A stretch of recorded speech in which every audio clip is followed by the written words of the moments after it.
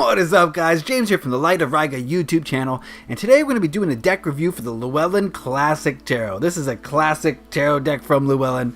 Who would have thought? It was illustrated by Eugene Smith. It was put together by Barbara Moore, and this is a rider-waite Smith clone, though it does diverge in a few subtle instances that we will see in a moment. So as we flip through this deck, I'm going to do a flip through, I'm going to do a walkthrough, I'm going to talk about this deck while we look at it, each individual card. I'm going to go pretty fast, but if you want to see any individual card, you can always pause the video and check it out. So we're going to go through it and check this out. The first thing you're going to notice is that this deck is quite colorful. Right, the colors are just pop on this deck. So if you're one of those people who is looking for a rider-waite Smith deck, but you don't like the old-fashioned kind of drab, worn-out imagery of the original classic deck, then I might consider recommending you get this one. So you're going to see immediately how colorful these cards are. We're going to go through the major arcana first here. And there's a definite nature feeling. There's a lot of greens, a lot of blues for water. The Hierophant's a little bit different than the rider-waite Smith deck, and you can see that it's pretty similar, but also does its own thing, which I really like.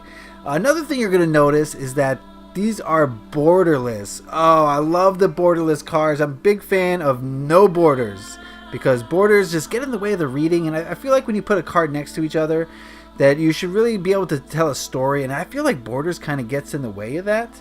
So I do like a deck that doesn't have borders. If there's a border on a deck that I really like, I'll just go ahead and trim it most of the time. So this saves a lot of work, right? And it also keeps the cards nice and straight, because when you do your own trimming, oftentimes you'll get a few cards that are off, and it kind of throws off the whole shuffling thing. Here's Death. Death is a little bit different. There's no horse on this deck. What do you know? No horse for Death. Interesting.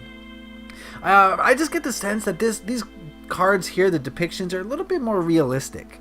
They feel more alive than the rider-waite Smith, and part of it's the colors, yes, but also part of it is the depictions. You know, we're more of a nature setting, and the colors really pop. They really give you a sense. Look at the star here. You really get the sense that it's nighttime, and I don't know. I think the environment is very welcoming and inviting. This deck kind of puts you into the world. Look at the sun. Not the best sun. I wish the sun was more prominent, but it's there, right? So that's really cool. As far as the cardstock, it's a little bit flimsy. I think a lot of people have been complaining about Llewellyn cardstock for a while, and I think it's a give and take. You know, the cardstock may be a little flimsy as we move into the wands now, but I think it makes it easier to shuffle personally. And I'm a person who really wants the deck to shuffle well, and I really appreciate a deck that shuffles well. And at the end of this video, I'll show you the shuffling mechanics and how it shuffles. So we're just getting a sense of the pictures right now. I have people critique this deck saying that it's a little bit too cartoony.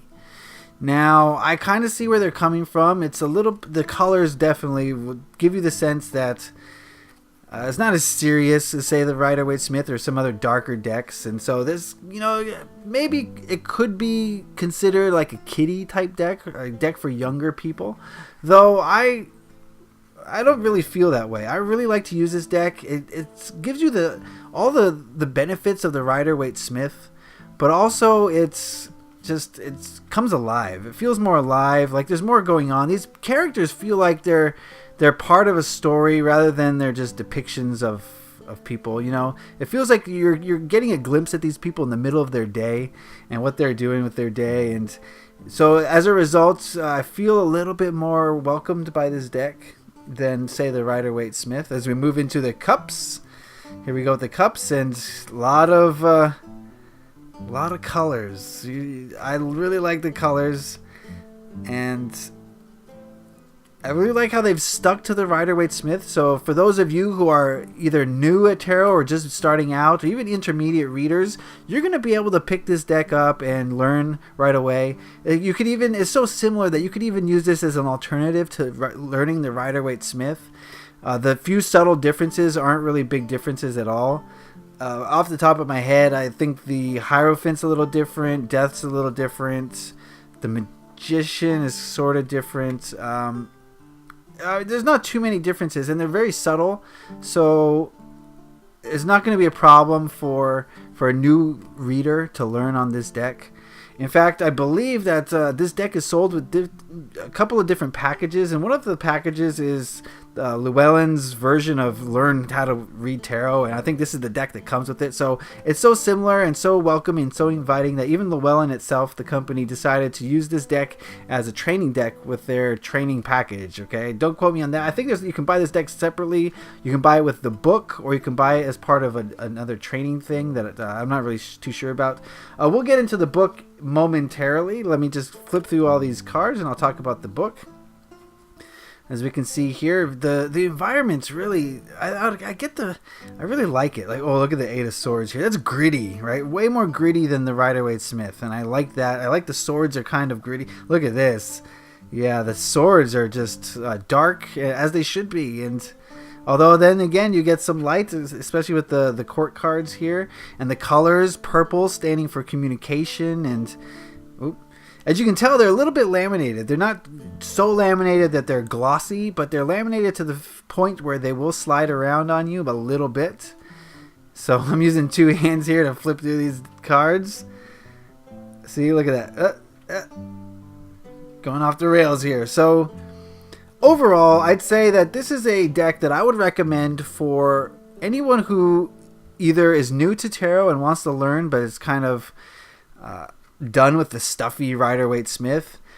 Intermediate readers who want a Rider-Waite Smith clone that has more character and more oomph. I don't know how else to say it. It's just got more character. You know what I mean? Does that make sense? So intermediate, as far as super advanced readers, I don't know. I don't know if you'd really want to use this professionally. It's got kind of a happy feel to it. And maybe if your client is in the market for a happy reading, then this might be the one to go to. But I think that you could definitely read this professionally and still have the air of professionalism around you, so that's good. Let's look at the book here before I shuffle. So the book is by Barbara Moore, illustrated by Eugene Smith, and it's not exactly a book that's going to teach you tarot, but as far as books go, this is one of the better ones I've read. It's in black and white. There's a lot of pages, 250 something. It's got some sample spreads, but if you look, my favorite part about this book is the symbols. It tells you what all the symbols mean, and I think that really helps, especially to new readers. It really helps you to get a sense of what this card is trying to tell you and what the feelings of the card are. And a lot of times you'll look at a tarot deck and it'll have symbols and it asks you to interpret them, which is fine, which is okay.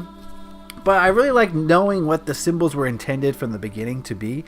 So I really like that aspect. And it's got a short little blurb on how to read the card and what it means. I don't think there's... Oh, yes, it does tell you the reversals. So this book is a handy companion for a reference book. I go back to this book from time to time just to refresh on the book meaning. Because this is, as far as book meanings go, this is one of the better come with the book decks. Come with the deck books. That's what I meant. Come with the deck books. So let me just shuffle it a few times for you guys so you get a sense of how it shuffles. This thing actually shuffles pretty well.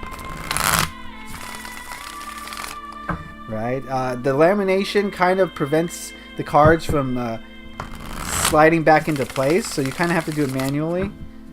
But that's not a problem for me. I think it shuffles really well. It gets a nice ruffle shuffle feeling. I could live with it. I like it. I like this deck. I recommend it to anyone who's wants to learn Rider-Waite Smith but doesn't want to learn the Rider-Waite Smith. So this is a great clone deck that's got enough character to stand on its own and be its own thing, yet still give you a Rider-Waite Smith feeling. So highly recommend this deck. One of my favorites from Llewellyn, and go out and get yourself a copy. I recommend it. So that is going to be my review of the Llewellyn Classic Tarot card deck. I hope you guys got something out of this. Remember that I've got an Etsy store, and I've also got a Twitter. You can check me out on there, and I hope you do. I'll see you over there. Alright guys, that's going to be the episode for today. Thank you for liking this video. If you like it, happy Minecrafting. Peace.